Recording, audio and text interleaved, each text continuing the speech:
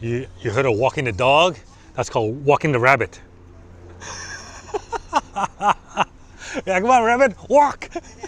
Doesn't want to walk, does it? Any other rabbits in there? Oh, look at that, another one. Yeah, nice, cool. I should have bought my guinea pigs. They would have got along really nice. Oh, Yeah. I mean, so just brings another species of rabbit, and the guinea pig brings a species of guinea pig. Well, not something you see every day, you know, walking a rabbit. But anyway, this is the concept you see at a .com lunch. You never know what you're gonna get. Life's like a box of chocolate. Yeah. I think Sally and I are gonna order 10 spring rolls today. Eat 4, take 6 home.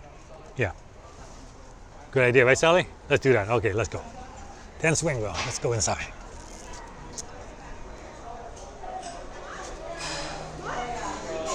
We have to order inside. Everyone's lining up. Hoo-hoo, check out Oscar's setup. When did you get the OSX 2001? That's old. Yeah, it is old. It's 2001. Yes, that's So right. this thing has 18 years old. Yeah. Oh, it's older than Sally. The best $50 I've ever spent. 50 bucks. 15 bucks? Yeah, but that was 18 years ago. That's like a 5,000 bucks today. Speaking of inflation and return on investment, Here you go. Oscar, I read today in the news that an original 1987 Buick GNX, this was like the original muscle car, the Buick GNX, has 8 miles on it. It went up for auction. 8 miles? 8 miles. So this guy bought a 1987 Buick GNX, 8 miles on it, never drove it, stored it for the last 32 years, and finally decided, I'm going to sell it at auction. It sold for $200,000. How much was the retail? Right now, the original cost of this car, the retail price was $29,290.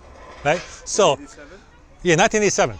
So he bought it, and assuming he bought it for retail, because I'm pretty sure he didn't, because only 547 cars of those were ever made, and I'm pretty sure all of them went for above retail. In fact, I think the most expensive one, so new, was almost $100,000. But if we were to assume he paid retail for it, $29,290, and they sold it at an auction yesterday for 200 grand.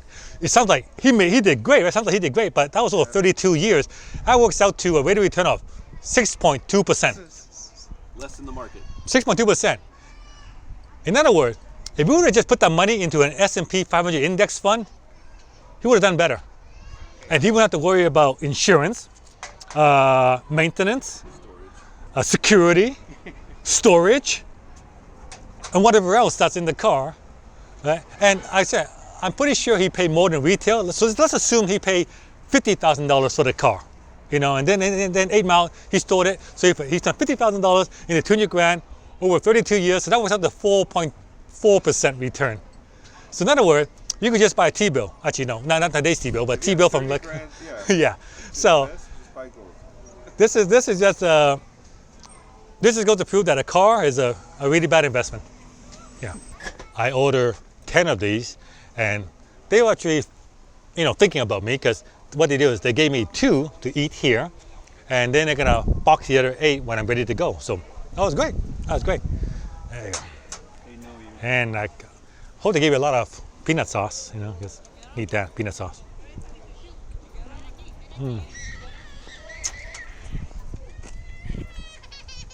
Well, it's like a condom wrapped salad. People ask me why I use a Mac and why I got away from Windows.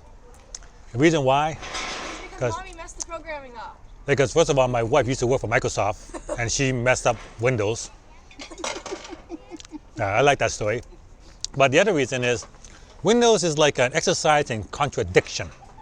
Remember when Windows 95 first came out, and then Microsoft spent how many millions of dollars to buy the Rolling Stones Start Me Up, you know, the song to do the launch. Start Me Up, because it was a start button. And so why is it a contradiction? Because imagine, Windows, the only time where you have to press start to shut down. Yeah, remember that? Yeah, figure that one out, right? Another thing they talk about is that contradiction. This is a contradiction. You ever notice that your mouse wheel, to scroll your mouse wheel, in order to scroll down a page, You have to scroll up. you got to scroll up on the wheel. What is that? I mean, look, you scroll the wheel down like this, and the page goes up. You scroll the wheel up like this, the page goes down. But yet on your smartphone, you want to scroll up. What do? Your finger goes up. You want to go down, your finger goes down. Why is it reverse? Mac doesn't do that. They used to. It used to, but ever since the tablet came out, Apple figured out that, you know what, we need to be more natural about this. We need to be consistent. Because matter of fact, Sally started on an iPad. She didn't start it on a computer. So the first time she ever used a mouse, when she wanted to go up on a page, she went up. And she went up on the mouse wheel, and it went down on her. She went, what the hell? Right? The kids know this. It's unnatural. Well, it's not that they know it. It's Yeah. that You know what's really screwed up? Last time I was in a Microsoft store, and I checked out these new touchscreen laptop. You know, touchscreen laptop, right? So you can touch a screen, right? So you got a trackpad. Look at it. You're on a web page. You touch the screen, you go up, the page goes up. You touch the trackpad, you go up, the page moves down. Figure that one out. Is that a contradiction or what? Anyway, so yeah, that's why I don't use Windows, because it's illogical. Well, they kind of messed up. It was nice that they bought out 2, and they said they're going to pack the other 8 for me, and they bought it out in dishes. I thought they were going to bring it in a box to go, but They said tray. in a tray. They said they're going to bring it on a tray, and they bought out in a dish. Yeah. Here you go. More contradiction. Speaking of contradiction, legacy car makers, you know, they're all getting into EVs now. They try to make EVs, but you could tell that they're thinking the old way, the old style, like thinking like Windows. Because all the new EVs that's coming out from legacy car maker, they have a start button. See, the Tesla, they don't have a start button. Because unlike an ICE engine where you start and the engine's idling, you know, because you just started, a EV, the motor doesn't idle, it's on or off. There is no idle. So there is no start button required. Like I just go to my Tesla, I put it in gear, I just drive off. There's no start button, there's no key. But EVs don't need it. But yet all the EVs being produced by the car makers right now have a start button. Why? it was psychological. I know why. It's because I know why. Their biggest customers can be their existing customers, and their existing customers who bought ICE vehicles are used to a start button, so they're gonna give them a start button, right? Even though it's totally useless and doesn't need it. But hey, you know, there you go.